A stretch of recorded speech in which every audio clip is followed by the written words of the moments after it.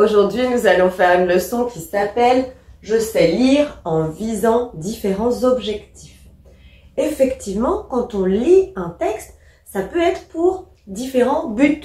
Je peux lire pour raconter l'histoire, pour le plaisir de l'histoire, ou parce qu'après on va me demander de faire un résumé de cette histoire, de présenter peut-être les personnages, de me dire où ça se passe, de me donner les différents moments de l'histoire. Que se passe-t-il au début, au milieu, à la fin? Je peux aussi lire un texte pour chercher des informations précises. Si par exemple il y a des questions de lecture, on va te demander de relever les mots de lieu par exemple pour essayer de trouver où ça se passe. Si par exemple l'action de l'histoire se passe à la mer, on peut te demander de souligner tous les mots qui parlent un petit peu de la mer. Et là on peut avoir sable, mer, plage par exemple. On peut aussi lire un texte pour faire un travail après la lecture. Si je lis un texte qui parle justement de la mer, je peux après te demander de faire un dessin qui va, selon toi, un petit peu coller à l'histoire. Quand tu lis cette histoire, quelle image mentale, quelle image tu as? Et là, on va te demander de faire un dessin.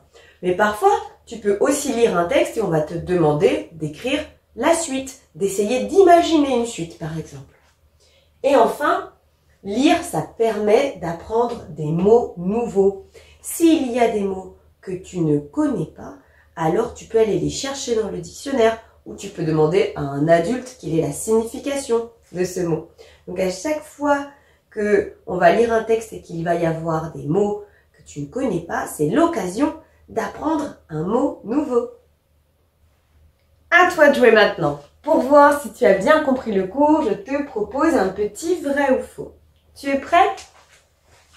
Je lis un texte seulement pour répondre à des questions. C'est vrai ou c'est faux? C'est faux. Parfois, effectivement, tu vas devoir lire un texte pour répondre à des questions. Mais on peut aussi lire un texte pour le plaisir de l'histoire, pour pouvoir la raconter, pour pouvoir parler des personnages. On peut lire un texte pour apprendre des mots nouveaux. Et on peut lire un texte aussi parce qu'après on va te demander de faire un travail à partir de ce texte. Lire permet aussi d'apprendre des mots nouveaux. C'est vrai ou c'est faux? C'est vrai, et c'est comme cela que l'on va enrichir son vocabulaire, c'est-à-dire qu'on va avoir plus de mots comme ça à utiliser. Et je termine avec, après la lecture, on peut me demander de faire un dessin ou d'écrire une suite. C'est vrai ou c'est faux? C'est vrai. Et alors, le texte va servir de point de départ pour faire un autre travail. Si c'est encore un peu compliqué, il y a des exercices en ligne pour t'aider. Mais j'espère que c'est plus simple. Allez, à bientôt.